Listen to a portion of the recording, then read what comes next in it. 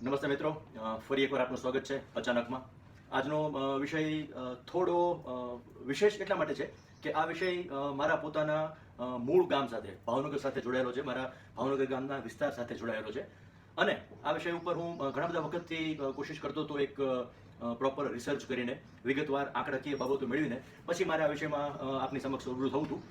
ઘણા પ્રયત્નો પછી, ઘણી બધી કલેક્ટિવ ઇન્ફોર્મેશન મેળવ્યા પછી આજે મને એકદમ પરફેક્ટ દિવસ લાગી રહ્યો છે આ વાત કરવાનો. હું મિત્રો વાત કરવા જઈ રહ્યો છું સ્પેશિયલ અમારે ત્યાં એક એવી જ્ઞાતિ છે કે જે કુળથી તો બ્રાહ્મણ છે, કહી શકાય. એમનો વ્યવસાય એ ખેતી અને પશુપાલન સાથે જોડાયેલો છે. સાથે એ લોકો વેપારી પણ છે, વાણિજ્યના વિષયમાં પણ જોડાયેલા છે. એ વિશેષ ચોક્કસ એવું કહી શકાય કે સામાજિક ક્ષેત્રે અને રાજકીય ક્ષેત્રે એક ખૂબ સારું પ્રભુત્વ પણ આ કમ્યુનિટી ધરાવે છે. સ્વભાવે એગ્રેસિવ અને કહી શકાય કે અત્યંત આત્મસન્માની એવી આ કમ્યુનિટી, એટલે કે પાલીવાળ બ્રાહ્મણ. આપણે પાલીવાળ બ્રાહ્મણ કહીએ છીએ. ભાવનગરમાં વસતા ખાસ કરીને તમામ લોકો જાણતા હશે કે આપણે ત્યાં કાળાના વિસ્તારમાં પાલીવાળનો ડેલો એક એવી જગ્યા છે કે જ્યાં મોટી સંખ્યામાં પાલીવાળ બ્રાહ્મણો રહે છે. એ સિવાય ભાવનગર જિલ્લાના ખાસ કરીને કાંઠાના વિસ્તારમાં જ્યાં આપણું અલંગ શિપ રિસાયકલિંગ યાર્ડ આવેલું છે, અલંગ શિપ બ્રેકિંગ યાર્ડ, એની આસપાસ મણાર અને બીજા એવા ગામો છે કે જ્યાં આગળ આ પાલીવાળ જ્ઞાતિના લોકો રહી રહ્યા છે. દોસ્તો, નાનપણથી જ્યારે હું ભાવનગરમાં રહેતો હતો ત્યારથી મને ઘણી બધી વખત મારા મિત્રો ઘણા બધા પાલીવાળો છે, એટલે એવી વાતો સાંભળવા મળતી પાલીવાળ જ્ઞાતિના વડીલો પાસેથી, અગ્રણીઓ પાસેથી, કે જે જ્ઞાતિના આપણે આવા વિશેષ મુદ્દાઓ જોયા હોય, આવી એક એમની વિશેષ લાક્ષણિકતાઓ જોઈ હોય, પછી એમના વડીલો દ્વારા આપણને ઘણી બધી બાબતોને જાણવાનો રસ થતો. એટલે આપણે એક જેમ વાર્તા સાંભળતા હોઈએ એમ વડીલો પાસે એ વાત સાંભળવા બેસતા. ખાસ કરીને હું બેસતો અને એ વખતે મને એવું જાણવા મળતું. વડીલો એ વાત કરતા કે અમે વર્ષો પહેલા રાજસ્થાનથી ઉતરીને આવેલા છીએ, અમે મૂળભૂત રાજસ્થાનના વતનીઓ હતા, એવું એમનું કહેવું હતું. વર્ષો પૂર્વે અહીંયા આવેલા એવી વાત છે. સો આ સંજોગોમાં ઘણું બધું રિસર્ચ કર્યું. ઘણી બધી જગ્યાએથી મેં જે આપણે પહેલાં કહ્યું એમ ઘણા બધા ઇતિહાસકારોના બુક્સને વાંચીને, ઘણી બધી એવી ચેનલ્સ, ઘણા બધા એવા મીડિયા, ઇવન એવું પણ કહી શકાય કે એવા ઘણા બધા લેખ પણ લખાયા છે કે જેના પરથી આ વિષય ઉપર હું આગળ જઈ શકું. એનું અધ્યયન કર્યા પછી હવે હું પાછો આવું છું મૂળ વિષય ઉપર. આ વાત એટલા માટે અહીંયા હું પ્રાસંગિક સમજી રહ્યો છું કે જ્યારે ક્યારે પણ કોઈ એવી ઘટના બનતી હોય કે જે ઘટના આપણા માનસ પટલ પર કોઈ એક વિશેષ વાર કરતી હોય, કોઈ એક વિશેષ ઇમ્પેક્ટ આપતી હોય, ત્યારે આપણે વિષય કરતાં કોઈ નવા વિષય ઉપર વાત કરીએ અથવા તો જુદા વિષય પર વાત કરીએ તો ચોક્કસ એ આપણને ફાયદો કરતી હોય છે, એવું મનોવૈજ્ઞાનિકો પણ કહી રહ્યા છે. So I am coming to the main point. હું જે વાત કરવા જઈ રહ્યો છું એ વાત કરવા જઈ રહ્યો છું એક એવા ગામની, એક એવા વિસ્તારની કે જે વિસ્તાર ઉપર, જે ગામ ઉપર આજ સુધી હજી કોઈ ચોક્કસ એવું તારણ બાંધી શકાયું નથી કે આપણે જે આ વાત સમજીએ છીએ અથવા તો આપણે આ જે વાત જોઈ રહ્યા છીએ, અથવા તો વૈજ્ઞાનિકોએ એવું પણ કહી શકાય કે એક વિશેષ એવી પ્રક્રિયા થઈ હતી, પેરાનોર્મલ સોસાયટી, કે જે લોકોએ ત્યાં સાયન્ટિફિકલી પ્રોસેસ કરી અને જે તારણો મળ્યા એ પણ ખૂબ જ ચોંકાવનારા તારણો છે. હવે આ વિષય જે છે એ વાત છે એક ગામ કે જેનું નામ છે કુલધારા. આ કુલધારા ગામ એટલે કે જે રાજસ્થાનમાં જેસલમેરથી લગભગ 25-30 કિલોમીટરના એરિયામાં એક સેન્ડ ડ્યુન્સ નામની જગ્યા છે, જ્યાં રેતીના સર્જાના ડ્યુન્સ છે, રેતીના ઢગલાઓ છે. કદાચ આપ લોકોને ખ્યાલ હશે, ઘણી બધી ફિલ્મોના શૂટિંગ્સ પર ત્યાં થયા છે. અને એ એવો રેતાળ વિસ્તાર છે કે ત્યાં ફરવા માટે આપણે ઊંટ પર જ જવું પડે. અને થોડીક હસી મજાકની બી વાત કરીએ આપણે તો ત્યાં આગળ ઊંટના નામ હોય છે. એમાં કોઈનું નામ સલમાન ખાન છે, કોઈનું નામ અક્ષય કપૂર છે, કોઈનું નામ સન્ની દેઓલ છે, ત્યાં કોઈ કરીના છે, કોઈ માધુરી દીક્ષિત છે. આવી રીતે ત્યાં લોકો પોતપોતાની અલગ વિષયથી જીવનશૈલી ચલાવતા હોય છે. હવે આપણે વાત કરીએ કુલધારા. મિત્રો, કુલધારા એટલે એક એવી જગ્યા કે જ્યાં આજે પણ લોકો જતા ડરે છે. આજે પણ ત્યાં કોઈ વ્યક્તિ રાત્રિ રોકાણ કરી શકતું નથી. હવે જ્યારે મેં પહેલી વાર આ વાત ડિટેલમાં સાંભળી અને મને જ્યારે એ વાતનું કનેક્શન અહીંયાથી મળ્યું, મારા ભાવનગરથી, તો મને આ વાતને વધારે ઇન્ટરેસ્ટથી, મારે વધારે રસપૂર્વક આના ઉપર અભ્યાસ કરવાનું એક કારણ મળ્યું. હું મિત્રો પહોંચ્યો જેસલમેર. મારું રોકાણ હતું ત્યાં ગોરબંદ પેલેસમાં, અને મને એવું જાણવા મળ્યું કે જેસલમેર મહારાઉલજી, એટલે કે જેસલમેરના મહારાજા, એમનું નામ પણ બ્રિજરાજસિંહ છે. મારા માટે થઈને એક જોડાણ ત્યાં ખાસ વધ્યું મારા નામને હિસાબે, અચાનક. પહેલા ક્યારેય ખબર નથી, અચાનક. હવે હું અચાનક શબ્દ ફરી એટલે વાપરું છું કે આ મારી સિરીઝ છે એ અચાનક સિરીઝ છે, અને માટે જ. હવે બન્યું એવું કે મારી એમની સાથે મુલાકાત થઈ એ દરમિયાન એમના પાસેથી અને એમની આસપાસના એમના માણસો, એમના સ્ટાફ દ્વારા મને કુલધારા વિશે ઘણી બધી વિગતો મળી. અને બાકી ત્યાંના જે લોકલ સ્પેશિયલી ગાઈડ અથવા તો ત્યાં કામ કરતા ઘણા બધા ઇતિહાસકારો કહી શકીએ કે ત્યાંના ગાઈડ વગેરે લોકોની પાસેથી મને વિગતવાર માહિતી મળી અને મને કુલધારા જવાનો મોકો મળ્યો. હું અને મારા એક સાથી મિત્ર અમે લોકો કુલધારા માટે રવાના થયા. લગભગ સમય હતો સવારે 10-11 વાગ્યા આસપાસનો. હું જેવો અમે લોકો કુલધારામાં એન્ટર થઈએ છીએ, મિત્રો આપણને એક નવાઈ લાગશે, જે નવાઈ મેં પણ અનુભવી છે કે કુલધારામાં એન્ટર થતાની સાથે જ જે જેસલમેર અને આસપાસના વિસ્તારનું તાપમાન એ વખતના સમયમાં લગભગ 47 ડિગ્રી આસપાસનું હતું. આપણે જેવા કુલધારામાં એન્ટર થઈએ છીએ અને ઇમિડિયેટ આપણે ત્યાં એક ઠંડા પવનની મહેસૂસ થાય છે, ઠંડો પવન આપણે મહેસૂસ કરીએ છીએ. એક અલગ પ્રકારનું જ વાતાવરણ કે જે આપણે ખરેખર ન સમજી શકીએ, આપણી બુદ્ધિ ક્ષમતાઓની બહારની વાત કહી શકાય એવું એક વાતાવરણ ત્યાં આપણને અચાનક જોવા મળે છે, અનુભવવા મળે છે. મિત્રો, વધારે ડિટેલમાં આપણે જઈએ અને વાત કરીએ તો ત્યાંથી જે રીતે એક વાતને જાણવા મળી એ પ્રમાણે, પહેલાં તો હું એક આપને વિગત કહું. ત્યાં એન્ટર થયા પછી ત્યાંનો એક માહોલ જે હું અત્યારે આપને આ વિડીયોમાં બતાવી નહીં શકું, પણ ફ્યુચરમાં હું આપને ચોક્કસ બતાવીશ. લિટરલી કતારબદ્ધ મકાનો, લાઇનબદ્ધ મકાનો ત્યાં બનેલા છે અને લગભગ ચૂનાના પથ્થરોથી, ઈંટોથી અને એ જે પેલી રણની રેતીનો હોય એવા જ કલરથી બનેલા મકાનો. પરંતુ ચોક્કસ તમને એવું લાગે કે આ મકાનોને બની હજી બહુ લાંબો સમય નહીં થયો હોય અને ખરેખર એ મકાનોની આસપાસ એક પ્રકારની ફિલિંગ તમને જોવા મળે. હું ભૂત પ્રેત વગેરેમાં ખૂબ ખાસ માનતો નથી, પણ ચોક્કસ અહીંયા હું એક વાત જોડીશ કે લોકો તો એવું કહેતા હતા કે તમને ત્યાં ઘણા બધા અવાજ સંભળાશે, તમને ત્યાં ઘણી બધી બીજી વિશેષ અનુભૂતિઓ થશે. પરંતુ મારો અંગત અનુભવ જે મેં કર્યો એ અનુભવ પ્રમાણે હું જ્યારે ત્યાં ફરી રહ્યો હતો, કુતૂહલવશ અલગ અલગ દરેક મકાનો જે છે, અલગ અલગ ક્યાંય કોઈ મંદિર છે, એક એવી જગ્યા છે કે જે હજી એઝ ઇટ ઇઝ જે તે સમયે એક જે કમાડ બંધ કરેલું હોય, એક જે એવી રીતે ત્યાં અમુક વાસણો મૂકેલા હોય, એઝ ઇટ ઇઝ જે રાખેલું છે એ જ પ્રમાણે એ જગ્યામાં હું ફરી રહ્યો હતો. બિલકુલ એકલો હતો, મારા સાથીઓ મારાથી થોડા દૂર હતા. અચાનક એક એવી અનુભૂતિ થઈ કે આપણી આસપાસથી કદાચ કોઈ કાંઈ પસાર થઈ રહ્યું છે. ના તો કોઈ મને અવાજ સંભળાયેલો, ના તો કોઈ બીજી વિશેષતાઓ કોઈ દેખાયેલી, પરંતુ ચોક્કસ એ અનુભવ મારો હું અહીંયા આપની સાથે શેર કરીશ કે કદાચ કાંઈ મારી આસપાસથી પસાર થયું હોય એવું મને ફીલ થયું. અચાનક જ ફરી હું નીચે ઉતરીને જે તે જગ્યાએ મારા સાથી મિત્રો પાસે જઈને મેં આ વાત શેર કરી તો લગભગ મારી સાથેના બીજા જે 3-4-5 લોકો હતા, આ લોકોનું પણ આવો જ અનુભવ હતો.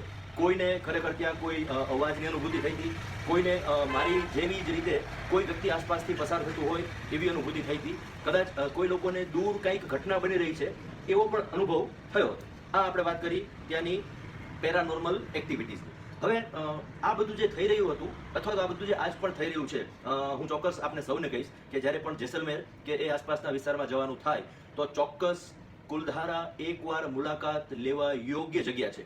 આજે આરટીડીસી એટલે કે રાજસ્થાન ટુરિઝમ ડેવલપમેન્ટ કોર્પોરેશને કુલધારાને એક જોવા યોગ્ય સ્થળ તરીકે અથવા તો કહી શકાય કે એક ટુરિઝમ સ્પોટ તરીકે ડેવલપ કર્યું છે. ઇવન આજે ત્યાં ટિકિટ પણ લેવાઈ રહી છે અને એના ભાગરૂપે અત્યારે ત્યાં પ્રવાસીઓનો પણ ધસારો જોવા મળતો હોય છે. હવે આ આખું જે ગામ અથવા તો જે આ કુલધારા છે એ અત્યારે કેમ આ પરિસ્થિતિમાં છે, કેમ બિલકુલ ખાલી છે? આ વાતની શરૂઆત થાય છે લગભગ 200 વર્ષ પહેલાથી.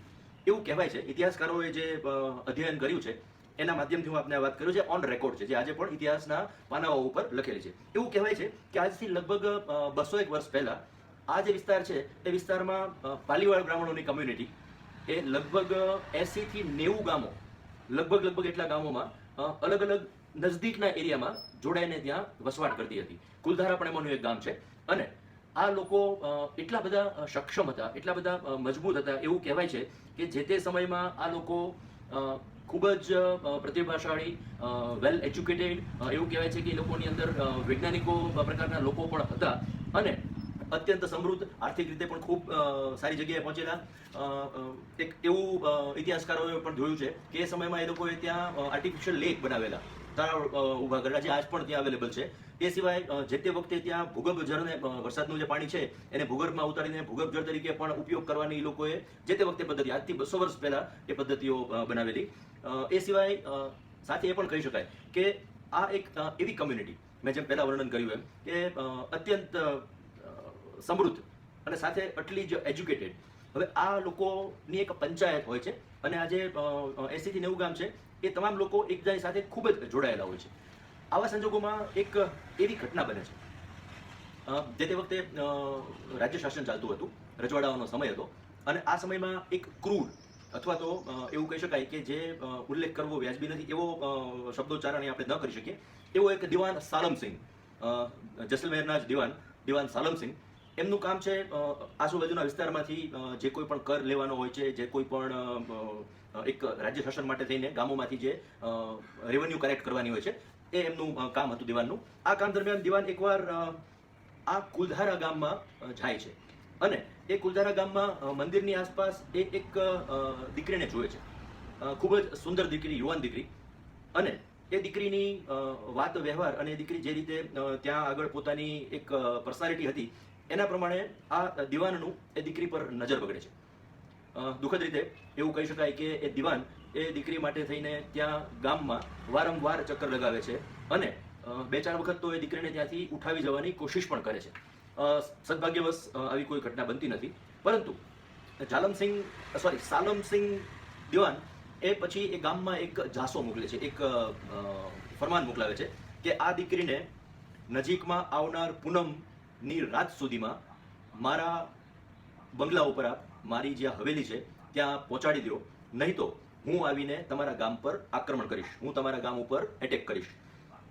આ ઘટનાથી લગભગ આખું ગામ હલી જાય છે. એ દીકરીના ફાધર તો ખરા જ ખરા, પણ આખા ગામ લોકો અને કદાચ એ આખા વિસ્તારમાં જ્યારે આ મેસેજ મળે છે તો આ લોકો બિલકુલ હલી જાય છે. ખૂબ જ કહી શકાય કે આક્રમક અને અત્યંત સ્વાભિમાની કમ્યુનિટી હોવાના ભાગે આ લોકોને આવો કોઈ વિષય પોસાઈ શકે એમ જ નથી, એટલી બધી મજબૂત કમ્યુનિટી છે. હવે અત્યારમાં તો આજના સમયમાં એવું હોય છે કે લોકો પોતાના માટે જીવતા હોય છે, પણ એ સમય અને સંજોગો અને આ જ્ઞાતિ એ માત્ર ને માત્ર પોતાના માટે નહીં, સમગ્ર સમાજ માટે જીવનાર જ્ઞાતિ હતી, જેના ભાગરૂપે ઇમિડિયેટલી એ જ વખતે પોતાની પંચાયતને બોલાવવામાં આવે છે. એ જે 80 થી 90 ગામ છે એ તમામ 90 ગામની એક પંચાયત ભેગી થાય છે. પંચાયત દરમિયાન આ આખા વિષયની ચર્ચા થાય છે. અલગ અલગ કેટલા પણ તારણો બને છે, અલગ અલગ કેટલી થિયરીઓ નક્કી કરવામાં આવે છે કે આપણે આવું કરીએ. કારણ કે એ સમયમાં એ દિવાન સાલમસિંહની સેના સામે આ અમુક હજાર લોકો લડી શકે એવી શક્યતાઓ ન હતી, એવા સંજોગો ન હતા, અથવા તો એવા કોઈ ઇક્વિપ સાધનો પણ ન હતા કે જે સેનાની સામે લડી શકાય. માટે છેલ્લે સર્વાનુમતે એક એવો નિર્ણય કરવામાં આવે છે કે આપણે તમામ લોકો એ કુલ લગભગ 600 પરિવારો, આ કુલ 80 ગામના થઈને લગભગ 600 પરિવારો અને અમુક હજાર લોકો ઇમિડિયેટ આપણે આ વિસ્તાર છોડી દેવો એવો એક નિર્ણય કરવામાં આવે છે. અને દોસ્તો, ગણતરીના કલાકોમાં આસપાસના દરેક ગામોમાંથી થઈને દરેક લોકો પોતપોતાના ઘરમાં જઈને જે કાંઈ હાથ મળે છે, અમારી તળપદી ભાષામાં, ભાવનગરની ભાષાની વાત કરું તો હાથ વગુ હથિયાર, જે કાંઈ હાથમાં જે વસ્તુ મળે છે, જે કાંઈ થોડી રોકડ, જે કાંઈ થોડા ઘરેણા વગેરે જે મળે છે એ લઈને ઇમિડિયેટ એ લોકો ત્યાંથી મૂવમેન્ટ સ્ટાર્ટ કરે છે. એવું ઇતિહાસકારોએ કહ્યું છે કે જે તે વખતે જ્યારે આ લોકોએ ગામ ખાલી કર્યું અને ત્યાંથી એમણે જ્યારે મૂવમેન્ટ સ્ટાર્ટ કરી એ વખતે એક જૂથમાં એક સાથે નીકળવાનો આ લોકોએ એક નિર્ણય કરેલો. કારણ એવું હતું કે પૂનમને આવનાર માત્ર હવે 1.5 કે 2 દિવસ જ બાકી હતા, અને જો અગર ખબર પડી જાય છે કોઈને અને એ ખબર પહોંચે છે દિવાન સુધી, તો એ દિવાન છે આ લોકો જ્યાં જઈ રહ્યા છે ત્યાં એમનો પીછો કરીને પણ એમને ખૂબ નુકસાન પહોંચાડી શકે. આ એક બાબતને કારણે એવું ધ્યાનમાં આવતા ખૂબ સિફતતાપૂર્વક અને અચાનક આ આખું જૂથ એક સાથે મૂવમેન્ટ કરે છે. ફરી વખત ઇતિહાસકારોના કહેવા પ્રમાણે જ્યારે આ ગામ આ લોકોએ છોડ્યું છે ત્યારે એવું કહી શકાય છે કે ગામમાં કોઈ ધોયેલા કપડાં પણ એમને સુકાતા રહી ગયા છે. કોઈ એક ગાયને દોઈને અડધું વાસણ છે દૂધનું ભરેલું એ પણ એમ નેમ એઝ ઇટ ઇઝ પડેલું છે. કોઈ એક રસોડામાં કોઈ રાંધવાની પ્રક્રિયા ચાલતી હોય તો પણ એમ જ રહેલ છે કે જે એઝ ઇટ ઇઝ હોય એવું ધ્યાનમાં આવેલું છે. હવે જ્યારે આ લોકો મૂવમેન્ટ કરે છે ત્યારે એ વખતે એ લોકો એક શ્રાપ દઈને જાય છે. આ પલેવાડ બ્રાહ્મણ જ્ઞાતિ એ વખતે એક શ્રાપ દઈને જાય છે કે અમારા આખા વિસ્તારમાં કે આ કુલધારા ગામમાં આવીને કોઈ ક્યારેય પણ રહી શકશે નહીં, અથવા તો અહીંયા આવીને કોઈ પણ રહેવાની કોશિશ કરશે તો એ ક્યારેય સુખી થશે નહીં, અને એમના ઉપર અત્યંત ક્રૂર ઇફેક્ટ કુદરત આપશે, અત્યંત ક્રૂર બાબતો એમની સાથે કુદરત તરફથી ઘટશે. આવો એક શ્રાપ આપીને એ ત્યાંથી નીકળે છે. જ્યારે આ લોકો નીકળ્યા છે ત્યારે મંદિરમાં દીવાબત્તી પણ એઝ ઇટ ઇઝ ચાલુ હોય છે. ગામમાં એવું કહી શકાય છે કે પશુઓ કે જે નાની મોટી વસ્તુઓ જે ન લઈ શકાણી એ પણ એઝ ઇટ ઇઝ ત્યાં રહી જાય છે. હવે બને છે એવું કે વાયદા મુજબ દિવાન સાલમસિંહ એ પૂનમની રાત્રે પોતાના લશ્કર સાથે કુલધારા પહોંચે છે, અને જ્યારે કુલધારા પહોંચે છે તો અચાનક હલી જાય છે. આ વાત જોઈને અચાનક ગામમાં દરેક વસ્તુ, દરેકે દરેક ઘર એ જ પ્રમાણે છે. રાત્રિનો સમય છે તો દીવો અગર કરેલો છે પોતાના ઘરના પ્રકાશ માટે તો દીવો પણ એ રીતે ચાલે છે. બાકીની ઘરની તમામ ઘરવખરી મેં જેમ આપણે હમણાં વાત કરીએ બધું જ એઝ ઇટ ઇઝ ત્યાં રહેલું છે. માત્ર ને માત્ર નથી તો એક પણ માણસ. ખૂબ જ નવાઈની વાત હતી જે તે વખતે સાલમસિંગ માટે. હવે એટલા માટે આ થોડી વાત જાલમસિંગ આવે છે કારણ કે એ જાલિમ માણસ હતો એટલે એ નામ આવી જાય છે. એવું ખરેખર એ સાલમસિંગ એ દિવાન ત્યારે ખૂબ જ અચંબામાં આવી જાય છે અને છેવટે એમનું લશ્કર એવું નક્કી કરે છે કે હવે અહીંયા કશું રહ્યું નથી, આ લોકોની કોઈ ભાળ મળતી નથી. આસપાસના ઘણા બધા ગામોમાં ઘણા વિસ્તાર સુધી કોશિશ કરવામાં આવે છે પણ લગભગ 1.5-2 દિવસ જેવો સમય વીતી ગયો હોય છે એટલા માટે ત્યાં કોઈ જ એમની ભાળ મળતી નથી, ત્યાં કોઈ જ એમના અવશેષો મળતા નથી આસપાસના વિસ્તારમાં. એટલે એમના સૈન્યના માણસો અને અમુક આસપાસના લોકો આટલું સમૃદ્ધ ગામ હતું, આટલી વિશેષ સુવિધાઓ બનેલી હતી તો ત્યાં રહેવાની કોશિશ કરે છે. મિત્રો, આજે પણ ઇતિહાસમાં એ વાત દર્જ છે કે ત્યાં એક પણ વ્યક્તિ જેણે રાત્રિ રોકાણ કર્યું હોય એના ફરીવાર ક્યારેય અવશેષ પણ મળ્યા નથી. કહી શકાય ઘણા લોકો, ઘણા ઇતિહાસકારો આ વાતને ભૂત પ્રેત સાથે જોડે છે, આ વાતને કોઈ અગોચર શક્તિઓ સાથે જોડે છે. ઘણા બધા એવા તારણ પણ મળ્યા છે કે આવું બધું કદાચ ત્યાં છે. જેમ મેં આપને પહેલા મારા અનુભવની વાત કરી એમ કદાચ થોડું નવું અનુભવ પણ મેં કરેલો. ચોક્કસ હું ભૂત પ્રેતમાં માનતો નથી પણ છતાંય કોઈક વાત તો ત્યાં એવી છે જ. એવું ત્યારે ધ્યાનમાં આવ્યું કે જ્યારે આ જે આખી ઘટના ઉપર જેમ જેમ મીડિયામાં વાત જતી ગઈ, જેમ જેમ લોકોને આ વાતનો ખ્યાલ આવતી ગયો, ત્યારે અચાનક એવો એક વિષય બન્યો કે આ વાત ધ્યાનમાં આવી. આજે એક એવી સોસાયટી છે જે લોકોનું કામ માત્ર ને માત્ર જ્યાં ક્યાંય પણ કોઈ આવી અંધશ્રદ્ધાની વાત હોય અથવા તો કોઈ એવી વાત હોય કે જે વાતો ઉપર લોકોના પોતાના વિચારોથી ઉપરની વાત હોય, સમજણ બહારની વાત હોય, ત્યારે આજે એક પેરાનોર્મલ સોસાયટી છે એ સાયન્ટિફિક ત્યાં એક ચેક કરે છે, સાયન્ટિફિક રિસર્ચ કરવામાં આવે છે અને પેરાનોર્મલ સોસાયટી પાસે એવા અમુક સાધનો છે, અમુક એવા મીટર્સ છે, એ એના પેરામીટર્સ ઉપરથી એવું નક્કી કરે છે કે ખરેખર અહીંયા આવું કાંઈ છે કે કેમ. તો એ વખતે એવું બને છે દોસ્તો કે પેરાનોર્મલ સોસાયટીના આજના રિપોર્ટમાં પણ એવું લખેલું છે કે આ જગ્યામાં કશુંક અગોચર છે, કંઈક એવી બાબતો છે કે જે એમના મીટરમાં કે એમના બાકીના સાધનોમાં ક્લિક થાય છે. કોઈ વિશેષ અવાજો આવી રહ્યા છે, કોઈ આસપાસથી પસાર થતું હોય એવી અનુભૂતિઓ થઈ રહી છે, જેમ આપણે વાત કરીએ એમ દૂર કોઈ ઘટના ઘટતી હોય એવા પણ કોઈ અનુભવો થઈ રહ્યા છે. આ બધી બાબત પછી વધારે ડિટેલમાં જ્યારે તપાસ કરવામાં આવી, ઇતિહાસકારોએ ખૂબ જ વિગતવાર જ્યારે તપાસ કરી ત્યારે એ વાતની પુષ્ટિ થઈ કે ખરેખર આ લગભગ 80 થી 90 ગામના 600 કુટુંબ આસપાસના 1000થી વધારે લોકો એક સાથે ત્યાંથી હિજરત કરીને અમુક લોકો ઉત્તર પ્રદેશ તરફ ગયા છે, અમુક લોકો હરિયાણા તરફ મુવમેન્ટ કરી છે, અમુક લોકો નીચે મધ્યપ્રદેશ તરફ આવ્યા છે અને અમુક લોકો અહીં આપણા ગુજરાત તરફ આવ્યા છે. અને એ જે ગુજરાત તરફ આવ્યા એ આપણા પાલીવાળા બ્રાહ્મણો કે જે આજકાલ આપણી આસપાસ રહી રહ્યા છે. ખાસ કરીને ભાવનગરની જો હું વાત કરું તો ભાવનગરમાં પાલીવાળા બ્રાહ્મણનો ડેલો એક મુખ્ય જગ્યા છે. એ સિવાય અલંગની આસપાસ મણાર અને એ બાકીના વિસ્તારમાં રહેતા પાલીવાળા બ્રાહ્મણો, જેમ મેં આપને કહ્યું એમ આજે પણ એમનું ખૂબ મોટું વર્ચસ્વ છે એમના સમાજમાં અને બાકીના સમાજમાં. આજે પણ એ ખૂબ સમૃદ્ધ જ્ઞાતિ છે. જે તે વખતે ત્યાંથી હિજરત કરીને આપણે શબ્દ વાપરવો પડે, હિજરત કરીને અહીંયા આવ્યા પછી આજે અહીંયા પણ એમણે એક એવી જ એમની વિશેષ છાપ બનાવી છે કારણ કે જે લોહીમાં છે એ તો હંમેશા રહેવાનું છે અને ફરી એમણે અહીંયા પોતાનું જીવન એવું જ ડેવલપ કર્યું છે. અત્યારે એ જ્ઞાતિ અહીંયા પણ ખૂબ જ મજબૂત રીતે આગળ કામ કરી રહી છે. ફરી પાછો હું આ વાત પર, આજે પણ જ્યારે આપણે કોઈને કોઈ એવો સંજોગ મળે, કોઈ સમય મળે અને આપ લોકો જો જાઓ જેસલમેર કે આસપાસના વિસ્તારમાં, મેં પહેલાં કીધું એમ ફરી મારી આપનો આગ્રહ છે કે એકવાર આપ કુલધારાનો અનુભવ કરજો, આપ એકવાર કુલધારા જજો, ચોક્કસ આપને આપના જીવનમાં કશુંક નવું જાણવા મળશે. That is for sure. આ મારી આપને એક વિનંતી છે. બીજું, આ એક વિષય આજે આપણે અહીંયા અલ્પવિરામ દઈએ છીએ. ફરી મારી આપને વિનંતી છે, મારે સાથે જે હું આપને વાત કરી રહ્યો છું, જેમ જેમ હું એક એક વિષય અલગ અલગ જઈ રહ્યો છું, આજનો આપણો આ 4થો એપિસોડ છે. આગળના 3 એપિસોડ, આજનો એપિસોડ આપને કેવો લાગ્યો એના આપ મને લાઇક્સ અને કમેન્ટ્સ આપજો. સાથે જ આપ મારી યુટ્યુબ ચેનલ છે એને સબસ્ક્રાઇબ કરજો. ત્યાં એક હોર્ન છે, હોર્ન મારજો. ઘંટી શબ્દ બધા બોલે છે, આપણે તો સરસ મજાનો હોર્ન મારીશું, હોર્ન મારજો. અને મારા Facebook live, Facebook watch party, Facebook page પર આપ આ બધી વાતો જો આપને ગમતી હોય તો ચોક્કસ એના ઉપર કમેન્ટ કરજો અને આ વાતોને હું આગળ લઈ જઈ શકું માટે મને આપ બળ પૂરું કરજો.